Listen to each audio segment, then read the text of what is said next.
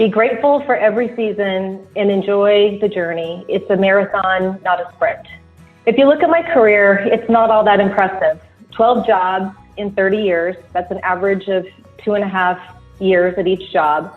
Looking back 30 years later, while not easy, it has given me incredible opportunities and introduced me to some amazing people I never would have met. I graduated from Washington State University, a small college in Eastern Washington, in 1988. My senior year, Microsoft was on campus recruiting for a human resources position.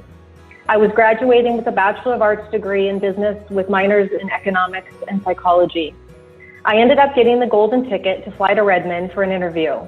I was starstruck, to say the least, by these beautiful, smart, well-dressed women, even though I really had no clue what Microsoft really did. Now keep in mind, in 1988, we still used typewriters to write papers. Betting some of you have probably never even used one of those. Needless to say, I didn't get the job, but I desperately wanted to work there. After applying for several positions to no avail, I signed up with a temporary service I knew they used and ended up landing a job in the information center. I often joke that janitors got more respect than we did. My starting pay, $6.25 an hour. Since that wasn't enough to survive, even with 3 of us jammed into a 2-bedroom apartment where my car ended up getting stolen, I worked nights at Nintendo, barely making ends meet, working 2 jobs, but I accomplished my goal. I was at Microsoft for 8 years and was promoted 7 times. I made the very hard decision to leave in 1997 when my second daughter was born, 17 months after my first. I was traveling 100,000 miles a year and couldn't be the mom I wanted to be, so I decided to retire. So I thought. As life so often does, mine went in a direction I never thought it would. I was divorced with 2 children under 4 and with no job at the end of the dot-com bubble, AKA jobs were scarce and I had a 5-year gap in my resume. It took me 6 years and $30,000 in student loans to get back into tech. I made some missteps, primarily because of fear, insecurity, and doubt. But after 19 years, my career came full circle. I just celebrated my 4-year anniversary with AWS, have a super cool job. I'm working with bar-raising smart people, creating new programs, and helping our customers think about old things new ways. And I'm not referring to myself. So if you take a look at the first page of my resume, who has experienced at least one of these? And this, keep in mind, is only a handful of my failures or not so shiny moments. But it's easy to focus on our failures. Everyone on this call can achieve their goals, visions, and dreams as you define them. It starts in your mind and begins and ends with you. Each of us, every human, experiences wins, losses, fears, and doubts. I had reasons along each stage of my career to quit, but each failure or disappointment taught me a valuable lesson. Embrace the wrestle. I don't show you this to brag, but to show you it's possible to rise from the ashes. Throughout most of my career, I have prescribed to the Amazon leadership principle. I just didn't know it at the time. I'd recommend spending some time and think about how each has benefited you and how you can build muscle in those that you are not exercising. These principles will serve you well over the course of your career. Start with a big vision, not just in your career, but in life. I'm a big believer that the joy and peace you have in your personal journey will drive your professional one. Mediocrity will drown you. I was asked by an early mentor to write down how much money I wanted to make. Money has never been a big motivator of mine. At the time, I was making $82,000 a year. It was enough. I was paying my bills and enjoying life with my girls. And it was a distant memory from starting out at $12,900. So I picked a number. Didn't mean anything at the time. It just seemed ginormous. $150,000, 6 figures. That's what I wanted to make, which seemed impossible to reach. 5 years later, I exceeded that. Not by focusing on the money, but by focusing on the insights I'm going to share today. Learning is a lifelong exercise. Don't try to be the smartest person in the room. Listen more. You can learn from anyone. I started at Microsoft in 1989, pre-Windows.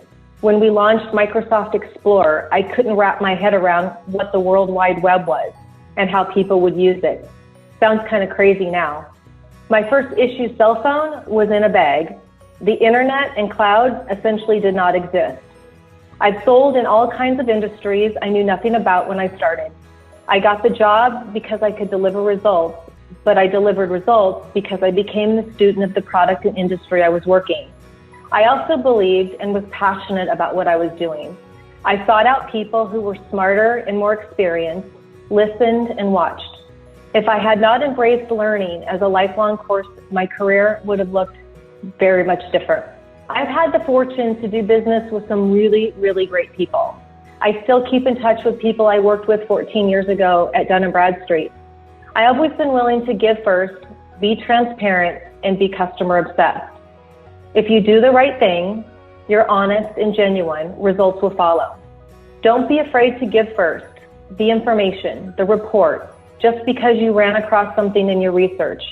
I even gave up a commission check to a partner. So most people don't put even their smallest failures on Facebook, Instagram, or Twitter. My daughter was a Division I gymnast for the University of Illinois.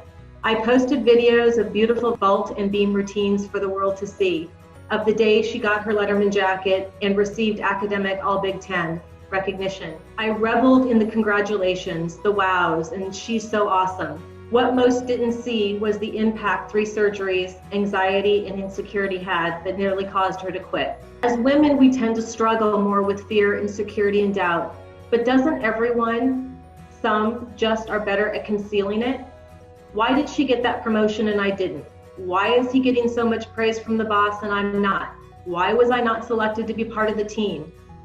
Rather than coveting and being jealous of other successes, celebrate them. You often don't know the backstory. Sometimes our thoughts are filled with so much insecurity that they create lies we believe. Those lies or misperceptions cause us to react rather than respond when faced with adversity. Reacting is based on emotion, response based on data.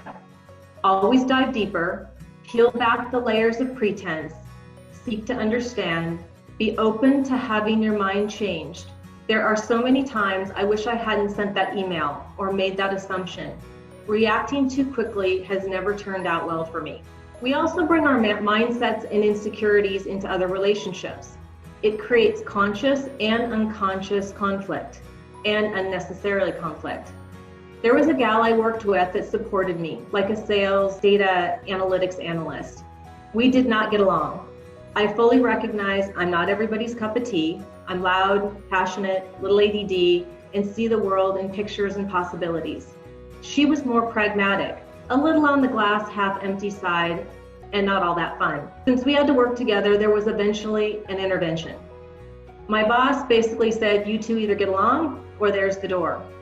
But he also told me something that I've never forgotten, and that is always assume positive intent. You never know what that person is going through that caused them to be so mean or rude.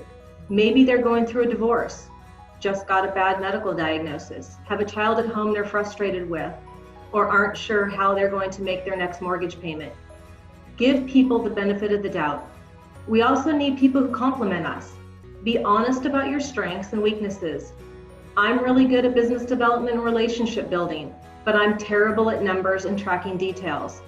While my right brain gets frustrated by those who function better with their left, I need those people to balance me and bring my visions to life. Embrace and appreciate the unique qualities in your colleagues, and they just might learn to appreciate yours. Confidence is good, but it must be tempered. In sales, we have a saying called hero to zero. Never take for granted the position you hold. Something that's taken you years to build can be gone in a New York second. It's okay to apologize.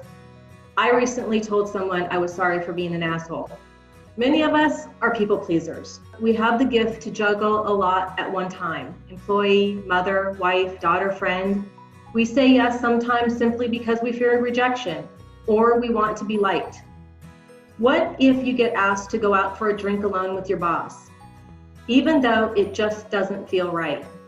Do you say yes because either one, you fear if you didn't, it will negatively impact your job, or two, if you do, it might lead to a promotion you want? Also, if your life is booked from 12 to 12 with no margin, you could miss an opportunity.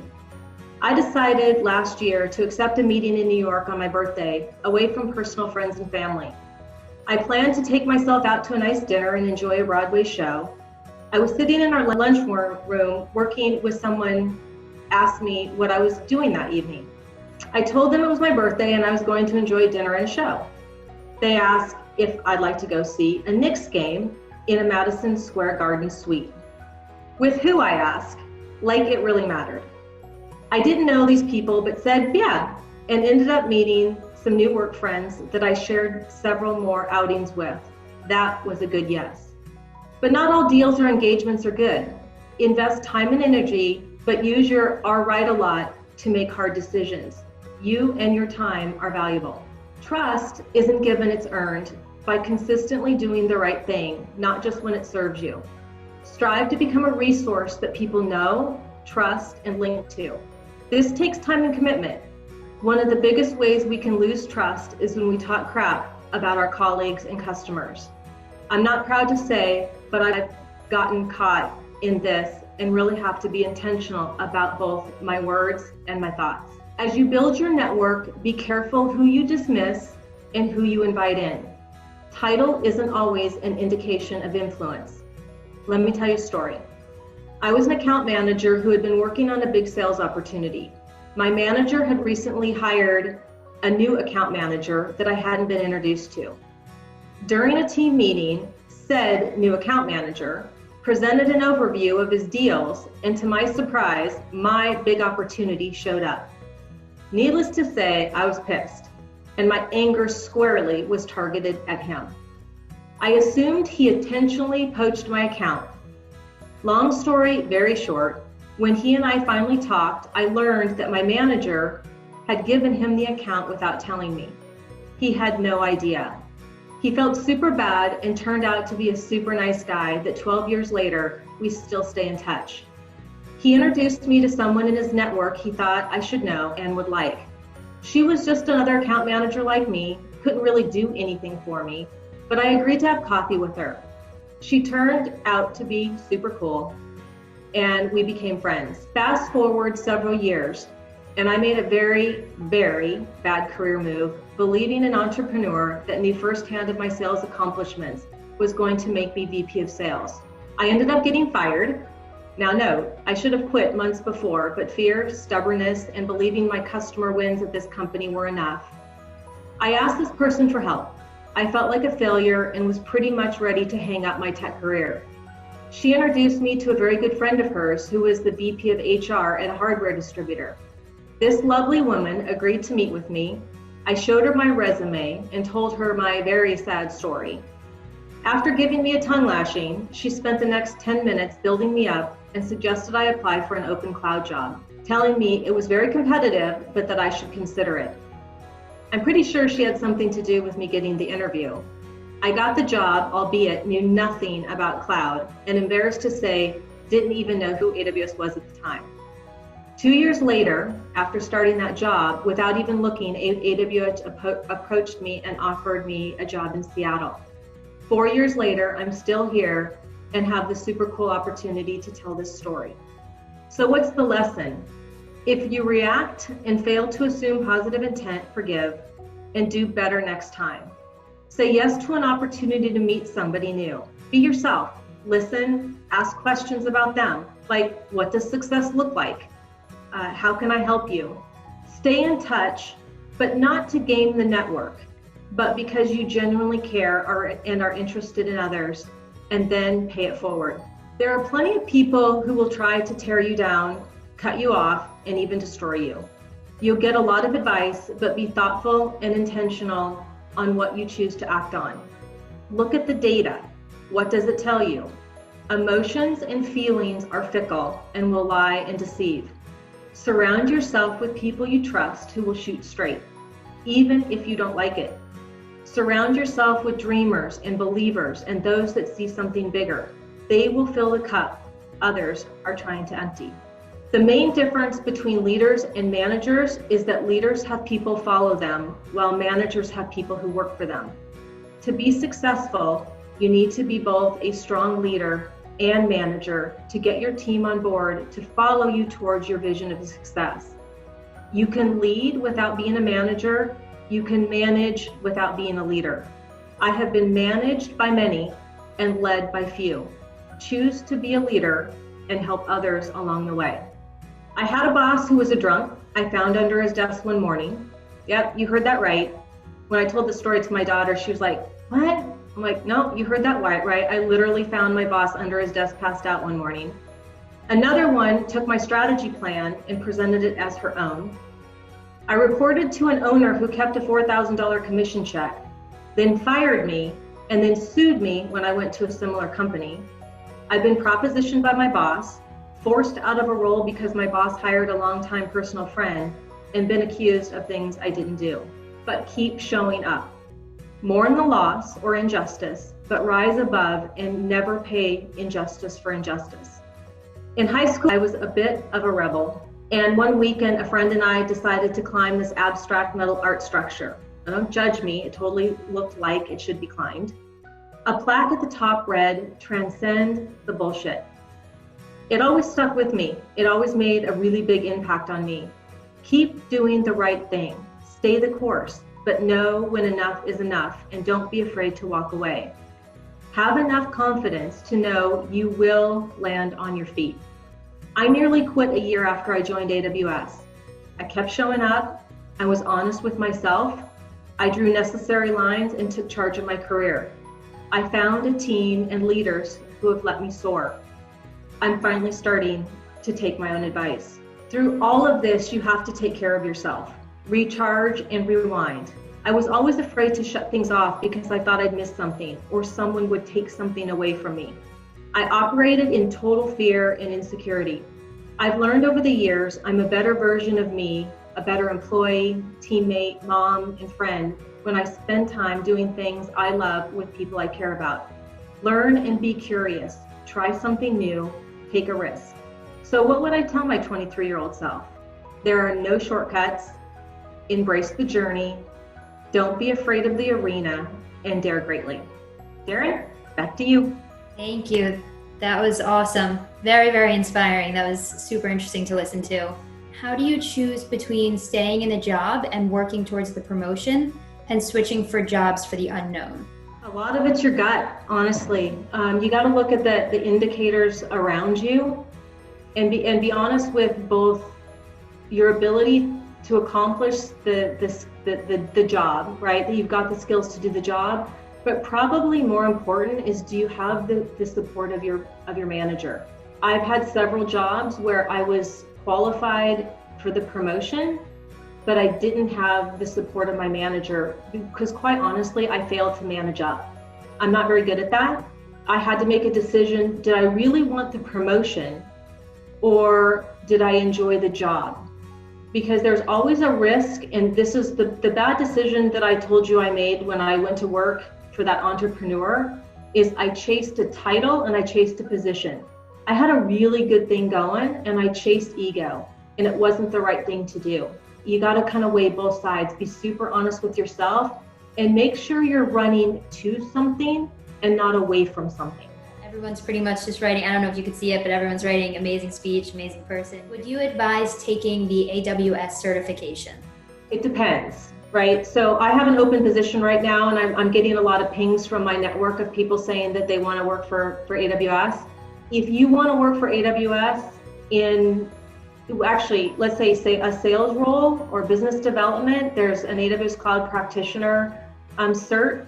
Absolutely, right? If you want to work for Salesforce, if my friend on the other side during her presentation will talk about this, that if you want to work for a particular tech company and there's a certification, go take the cert, right? It's what differentiates you. A lot of people have wishbone, but not backbone.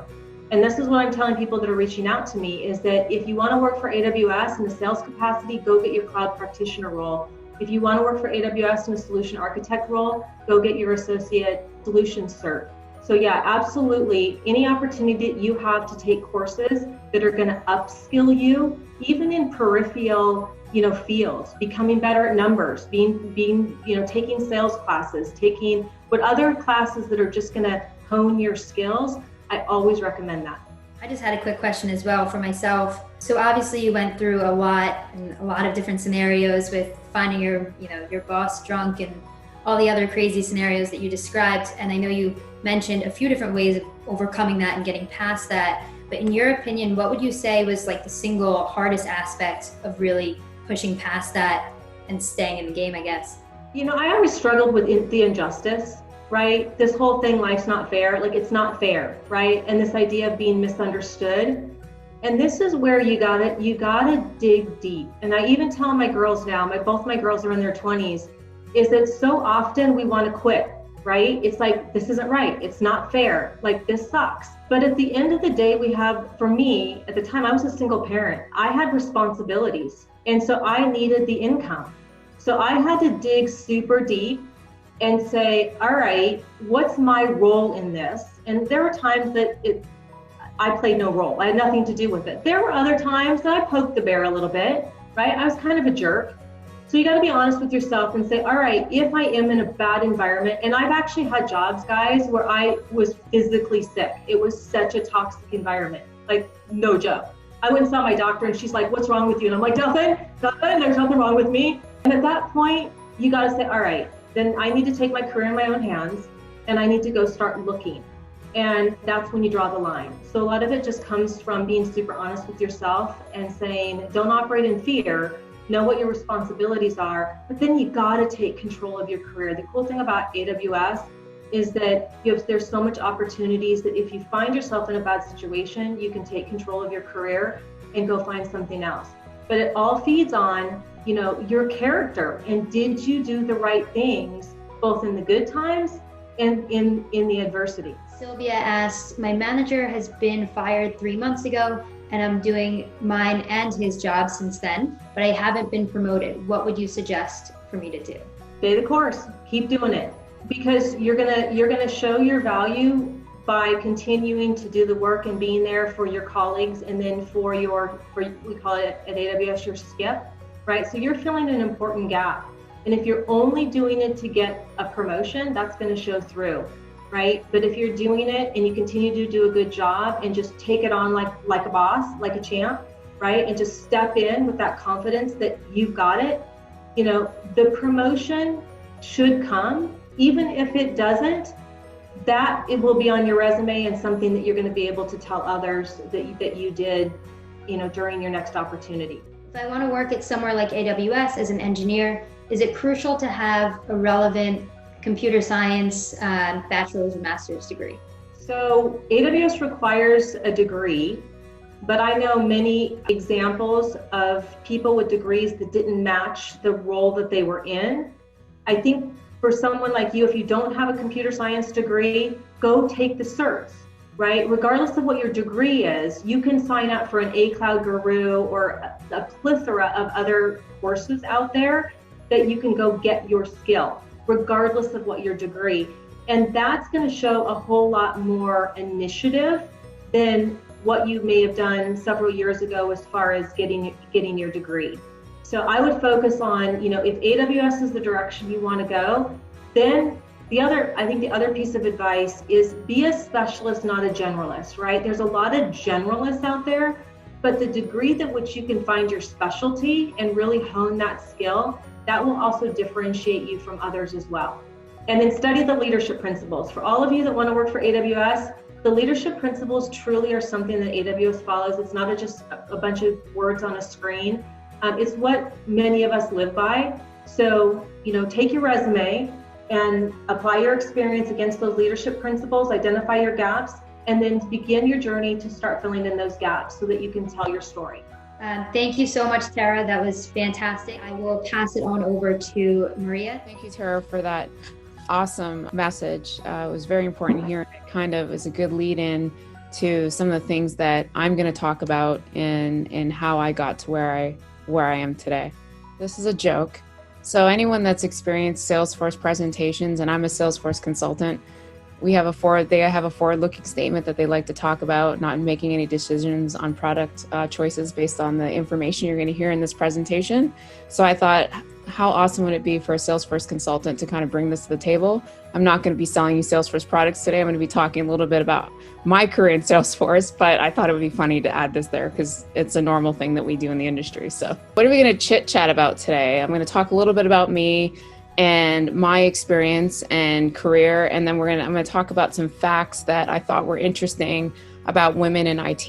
And then I'm going to talk about how I transitioned into the cloud space and how you're able to do that, and what steps I took and what steps I think you guys could take to do that if that's what you're interested in. Tara just talked about AWS. Salesforce is also a cloud platform. We actually have a relationship with Amazon, so it's kind of cool that we're both in the cloud and we didn't really start there. So a little bit about me. I started as a bean counter for IT. So I went to school for an accounting degree. I have a master's in accounting and finance. I started my career as a financial analyst, and then I moved into being a financial analyst guru for IT space. So I managed large CapEx and OpEx budgets and kind of reported into usually a CIO within my role. And I did everything for them financially, managed all their forecasting and invoices and make sure everything hit the right, P&L or balance sheet. And that's where my career started. Being that I was in IT, I knew nothing about IT. I was a finance person. I knew how to write really large formulas in Excel, and I knew how to put a presentation together about financials, and I knew how to have difficult conversations with the C-levels. And that's what I did for a good portion of my career when I left college, and I was headed into the CPA space, and that's what I thought I wanted to do. Leading to where I am today, I work as a Salesforce consultant I was at Appirio, and I now work for another partner called Coastal Cloud as a solution architect.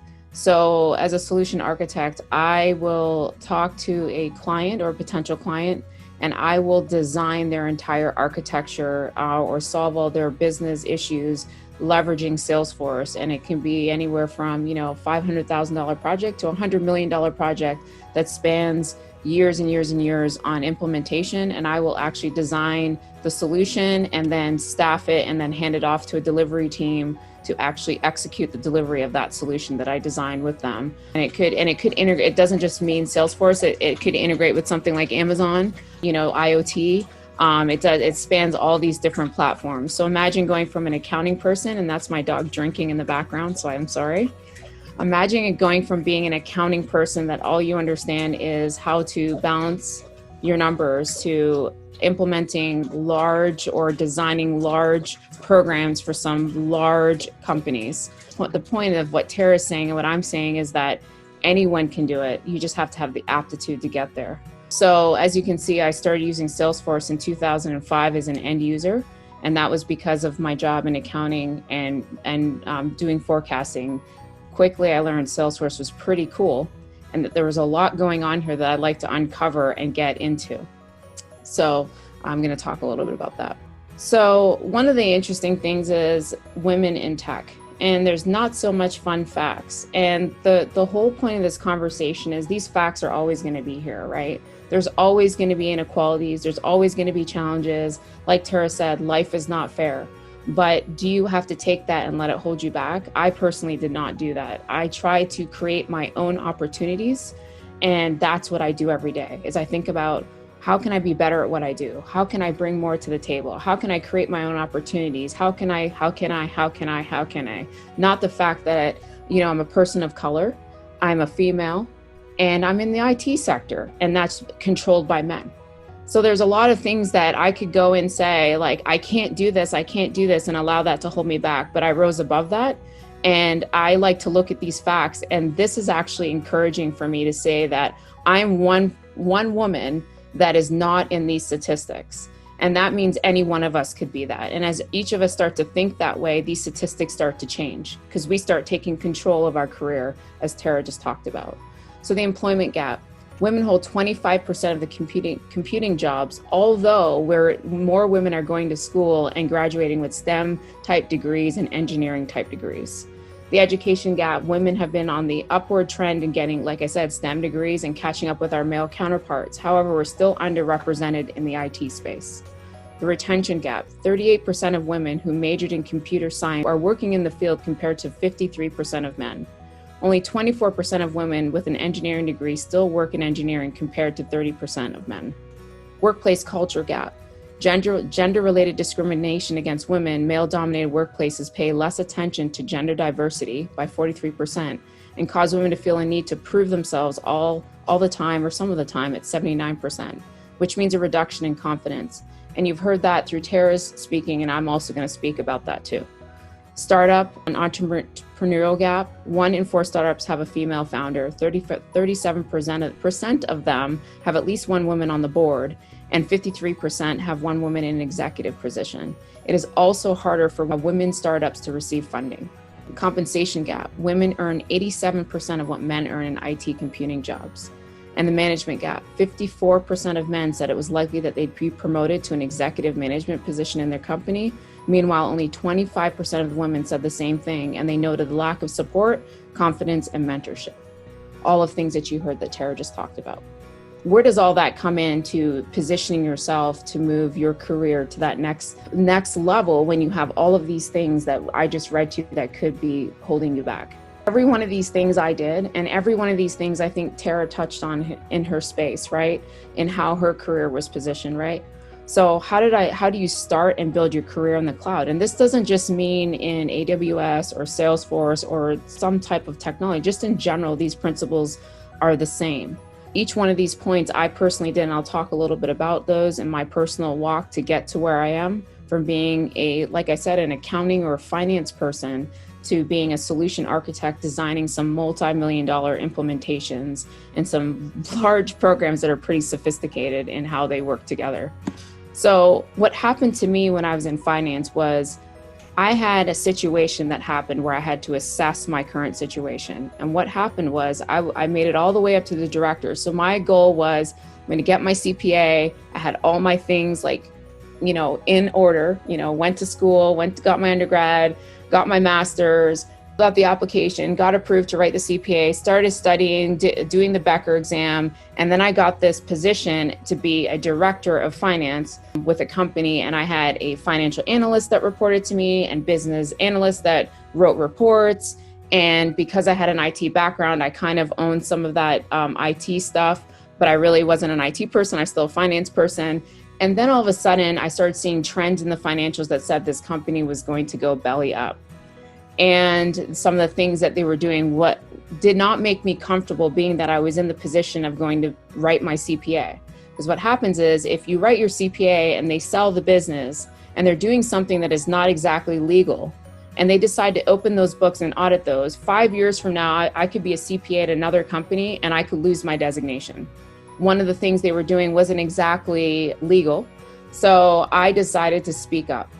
And I went to the CFO of the company who I reported to and said, we can't do this. The books are closed. You can't open it up and you can't reallocate your expenses to your balance sheet to make yourself look more profitable, right? And I'm not going to allow myself or my staff to do that because we're both on track to become CPAs. That decision caused me the next day to get a letter in my hand that I no longer had a job and I was being laid off and I got a severance check.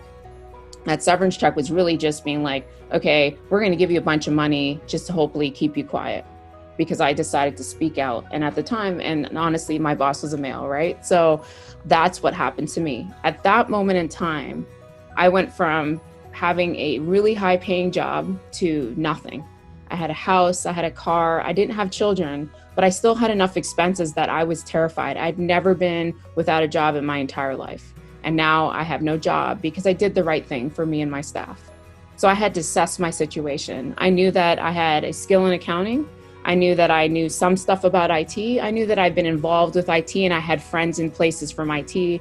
And I just started to look at that and say, what am I interested in doing? Do I want to continue to do finance and deal with situations like this? Or do I want to kind of discover some of the things that I've learned along the way with Salesforce and implementing a software like Tableau and trying to hone in on some of those little projects that I picked up on the way to help with me being able to run numbers in finance? And that's what I decided to do. So I assessed my situation, which wasn't good. I determined what my interests are. My interest was to move out of accounting because I didn't really find that interesting. And I was starting to notice that I really found Salesforce and all the applications interesting and what they brought to the table. So I created a plan of action. So I said, okay, I applied for a position as a business analyst that was probably $30,000 to $40,000 a year less than what I was making. I had no idea what a business analyst did. It was to go into a company and determine how they were using Salesforce. Well, I know how I was using Salesforce. I don't know how this other company's using Salesforce. And now I'm a business analyst that has to go in, look at their process, write the requirements, and write up what a technical person needs to do to deliver those requirements that I need to get back to the business. It was terrifying. It was something I wasn't comfortable with, but it was my plan of action. I had to do something to start to transition my career where I wanted it to go.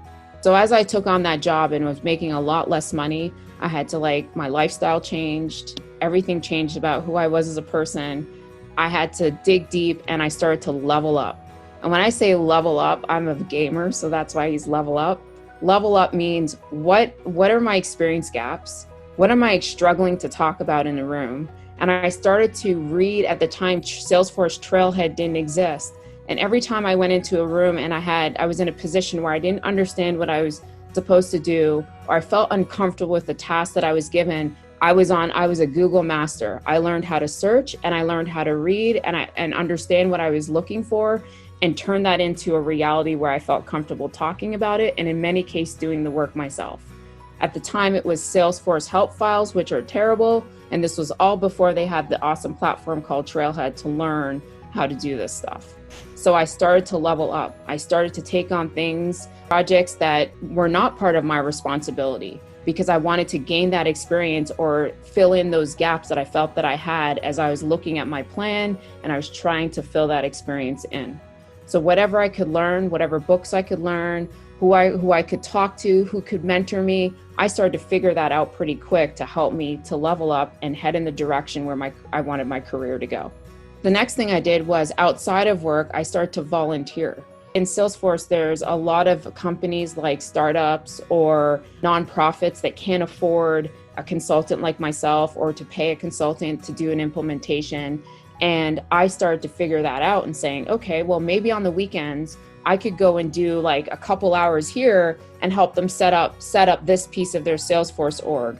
Or I could go here and talk to them and see what their business process is, because I'm a business analyst, and how I can help them transform their business and how they can use Salesforce, which you're not using well, to help them do that or automate a process. And I started to spend my time off, which I'd work all week, and then either at nights or on weekends, I started to go and volunteer my time to get that additional experience and become an expert at what I did.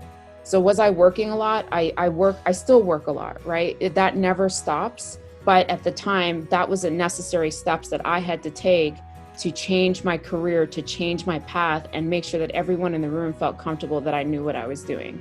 After that, networking is key. So along the way, even in finance, I met some cool people. I still talk to them today, but I started to network down the path of technology. I started to join webinars. Through my volunteer experience, I started to meet cool people in nonprofit or the higher ed space, or just startup companies that I worked with to help them set up something in Salesforce. And then my network just exploded. I started to network with individuals within Salesforce. I have a lot of connections in Salesforce, and I just started to network. And it wasn't it was to help me build my career and build up who I am, but it was also cool to meet people that are smarter than I am and have conversations with them and ask them questions and just see how excited they were about the platform that I'm starting to get excited about, and listen to the information that they were sharing, and sit in on webinars like these and listen to the information of how they got their career started, because I would look at them and go, that's what I want to do. I want to be a Salesforce admin, and then I wanted to be a solution architect, and then I wanted to do this, and then I wanted to do that. And just hearing about how they went from being at this level to that level was inspiring to me. And I started to pick up what I call the golden nuggets. So I started to pack up my bags full of golden nuggets that I could pull out later, that I could leverage to help me revise my plan of action.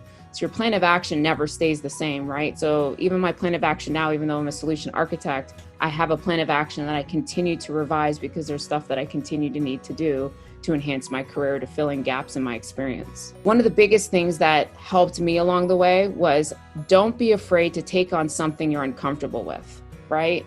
I've heard, that's not my job. And when I hear someone say, that's not my job, the first thing I think of is they're afraid, because they're going to hide behind their job description. They're going to hide behind this little box that the company gave them to live in. Well, there's a lot of companies that want you and are interested to see how many people are not afraid to exit that box. How many, even though I've given you this box and said, your title is this, your job is this, a lot of companies and some managers will give you the space and are interested in seeing who's going to venture out of that little box that I gave them. So don't be afraid to take on something you're uncomfortable with. Why is that important? Because when you branch out from what you're comfortable with and what you know, you learn more. And your box just keeps getting bigger and bigger and bigger and bigger. And you start to become the expert in the room. You start to build up that confidence. So I encourage all of us, and I think females do this a lot. We've been taught to just be this person. We are the nurturer. We take care of the family. We cook the food, we do the groceries, we go to the grocery store, we shop, we do everything, nurture, nurture, nurture. We are administrators. That's what we do. We follow behind and we pick up all the pieces, right? That's the box that we've been given. But many successful women that tend to venture outside of that box, A, they disrupt the environment, they cause the shift, and they cause the change. So I encourage every one of you, if you want to go work at AWS, go do it. Figure out what you need to do it. It may be uncomfortable. It may be something that you've never done before, but do that, make yourself uncomfortable. Challenge yourself to do something that you don't understand, because you're going to want to learn it and you will learn it. So that was one of the big things for me. I am not one to say that's not my job. It's not even about salary for me. I've been given stuff it's completely the opposite of what I do, but I'm like, okay, I'll do it. They're like, does someone want to do this project? I'll do it. And eventually it just led me to the direction I'm at right now. So branch out of that box, build your own brand as an expert, right? You own you, right? Yes, people can influence who you are, but at the end of the day, you own your career. You own who you're going to grow to be. I felt like I have had help on the way. I have had mentorship on the way. But if I didn't accept that mentorship, or if I didn't listen, then I didn't do anything the right way. They can't force me to listen. They can't force me to go that direction. A lot of people say, well, I can't grow because I'm being held back. Well, are you being held back by that person? Because you're allowing them to do that. So build your own brand and become your own expert and figure out what it is that you need to do to get you where you want to be. So I focus all the time on my brand, right? I'm not the greatest public speaker, I admit, but I always think about things and saying, how can I be better at that? Or if I made a mistake, I take that mistake on and I'm like, okay, I made this mistake. I'm like, okay, how did I get there? Why did I make that mistake? Or why did I make that the decision to do that? And I learn from that, and that makes me better and at building my brand as an expert. And back to networking, right? As you become an expert, people start to listen, your brand gets bigger, and you become well known in the industry for being a person that understands, in this case, me understanding Salesforce and how it interacts with all these other tools out there. One of the big things I do is I read a lot and I look for trends in the industry. So I'm constantly, and Salesforce and even Amazon, they're very good. If you watch them, they're very good at spotting the next big thing. And when you're looking at a job in the cloud, you have to anticipate the next big thing. And how do you get your skill, you level up to understand that next big thing? So in this case, Salesforce has that trailhead application, right? I'm extremely busy. I don't have a lot of certifications, as you can see, and I'll talk a little bit about that too, but I'm always spotting the next big thing, and I'm always learning that thing so I can bring that to the table for my clients or talk to them about how this new technology is up and coming and how that can be put into their implementation to help them automate or to help them save money or increase their revenue. All of those things, I'm always looking at that because that allows me to build my brand and also offer something to my clients that I'm talking to add value to their business. The last thing is be confident. Be confident in what you've learned and what you know. And I can't stress this enough because I think as women, we struggle with that. And I'm going to give you a real life example, right? We are in a space that is very male dominant.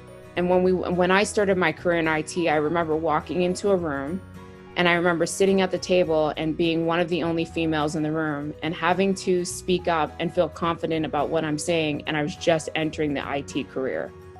The thing is that I hate to say this, but as soon as they know that you're uncomfortable with something, individuals will latch onto that and make you feel bad about that.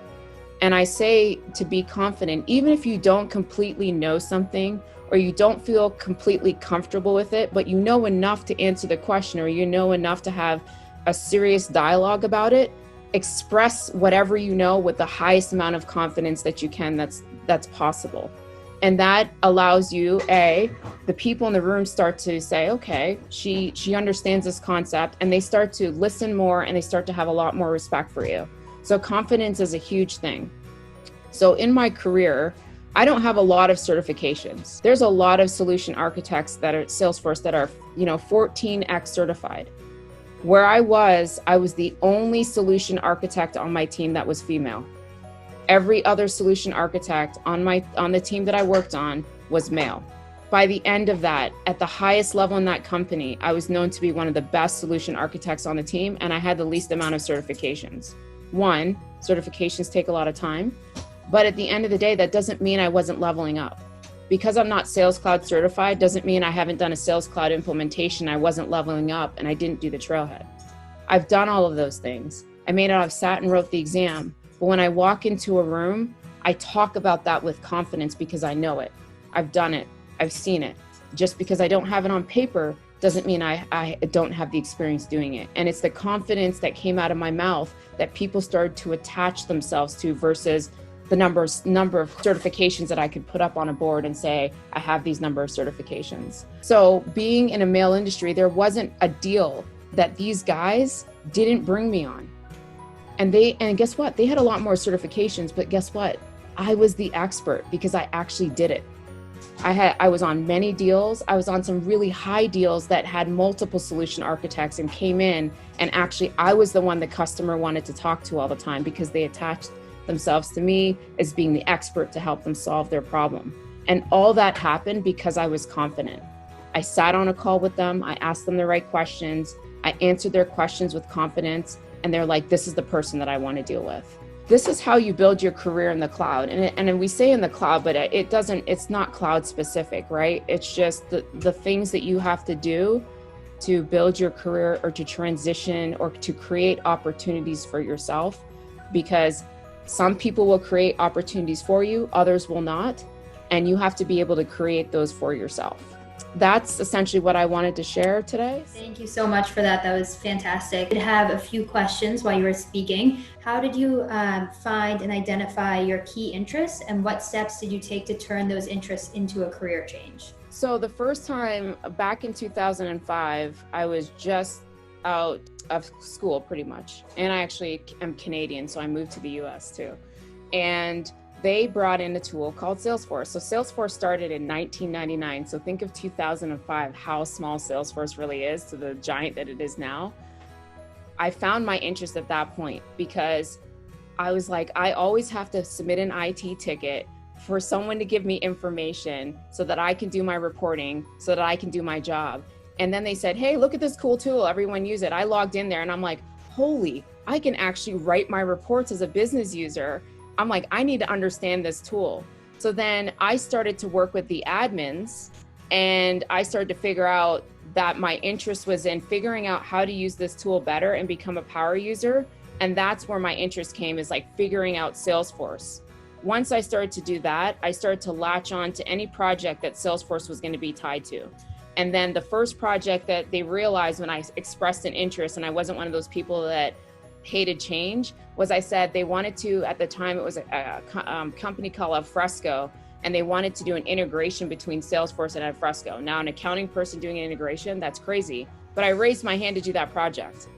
And then it just spiraled from there. And I was like, okay, I want to know this, I need to know this. And basically from that project, I started to formulate a plan on the things that I needed to know to execute to transition my career. What would you say, out of the 10 tips you gave to start your career and build your career, which would you say is the most important and which made the biggest difference to you personally? That's a hard question because they're all pretty big. To be honest, the most important one is number 10, is the confidence thing, right? I have been in situations where I haven't been confident and I have been shut down. I have lost job opportunities. I haven't been up for promotions. I say that confidence allows you to expand. So think about a seed that's really this small. I think your water is confidence. So if you have a lot of confidence and you only know this much information, guess what everybody else in the room thinks you know? This much information. So I think for me, the most important thing that was huge for my career is confidence, because everything comes with that. But I so appreciate you guys sharing your stories. You both have had, obviously, you know, a lot of things happen amongst your careers, and it's super inspiring to see, you know, where that has led for both of you and the points you're at now. So I know we all appreciate you guys sharing, and we had tons of people write in the chat, you know, how amazing your stories were and super inspiring. So thank you very much.